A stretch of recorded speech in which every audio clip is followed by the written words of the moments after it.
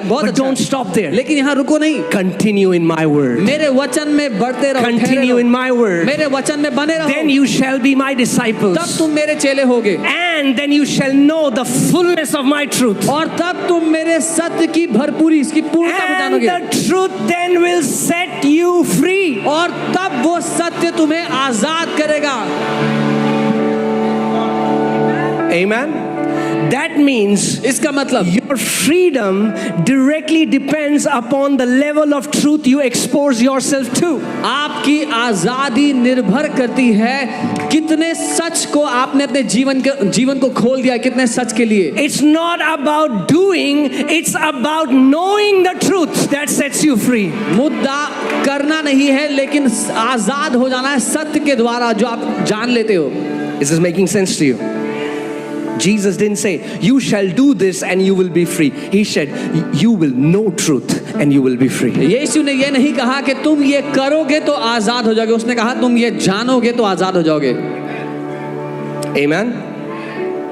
We have to know the truth. हमें सत्य को जानना है, We have to know the truth. हमें सत्य को जानना है। Come on, say this after me. Say, Holy Spirit, कहें पवित्र आत्मा, would you reveal the truth अपने सत्य को मुझ पर प्रकट करो, of the fullness of salvation? उद्धार की परिपूर्णता के। If you don't know the mysteries of the Bible, अगर आप बाइबल के रहस्य को नहीं जानते, you will live as slaves. तो आप दास की तरह जिएंगे, You will be bound. बंधे रहेंगे। Will you go to heaven? क्या Yes. स्वर्ग जाएंगे? हाँ जाएंगे।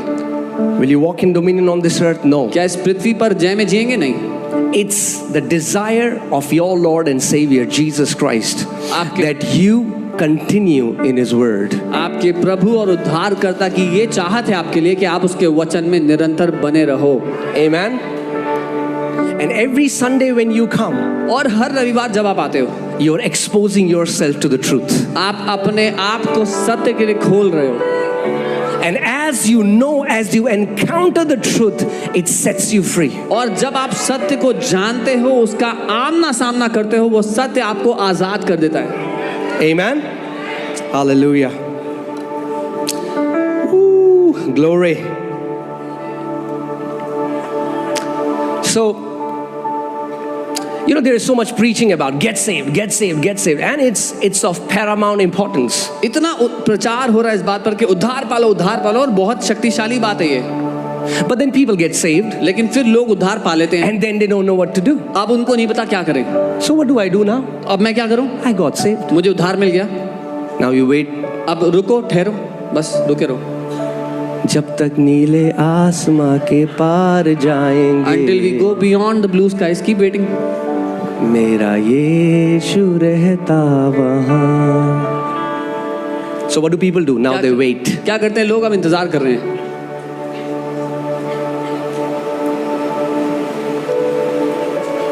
Amen. But we need to know the gospel. लेकिन हमें सुसमाचार को जानना है। We need to know the mystery of the cross. क्रूस के रहस्य को जानना है। We need to know the fullness of our salvation. अपने उद्धार की परिपूर्णता को जानना है। Oh, hallelujah. That's why इसीलिए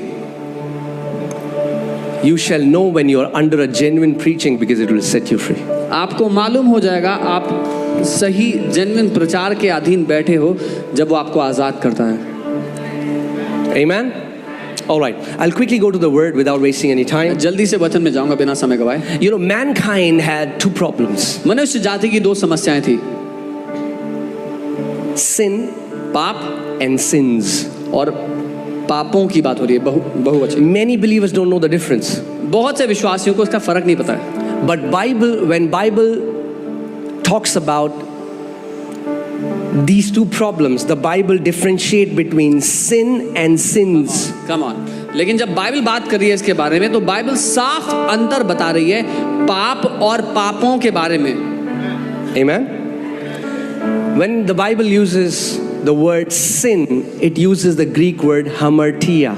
जब बाइबल सिन शब्द का, पाप शब्द का इस्तेमाल करती है, तो हमर्तिया शब्द का इस्तेमाल हुआ, which means a noun. जिसका मतलब है एक वो एक व्यक्तित्व है, a personality. एक व्यक्तित्व, एक पहचान है। And when the Bible uses the word sins, और जब बाइबल पापों की बात करती the है Greek word is hamartano. तो यूनानी शब्द है हमर्तानो। That means verb. उसका मतलब है क्रिया। Okay? These are two different problems. ये दो अलग अलग समस्याएं हैं। Sin पाप is like a tree. एक पेड़ है, Sins are पापों the की fruit of that tree. पापों की जब बात हो तो वो उस पेड़ के फल हैं।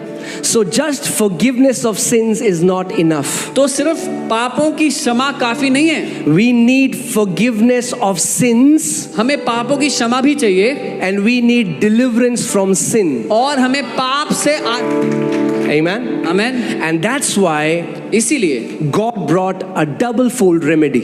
परमेश्वर एक दो तरफा समाधान लाया। The cross of Lord Jesus Christ. प्रभु यीशु मसीह का क्रूस। Always keep the cross before you. हमेशा उस क्रूस को अपने आगे रखना।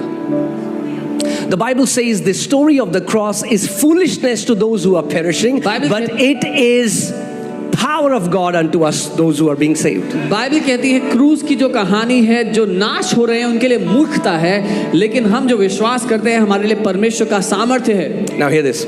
सुनिए, The blood लहू deals with what you have done. लहू उन बातों को सही करता है जो आपने की हैं। The cross deals with who you are. क्रूस सही करता है By self-condemnation. ज्यादातर मसीह लोग अपने जीवन में जो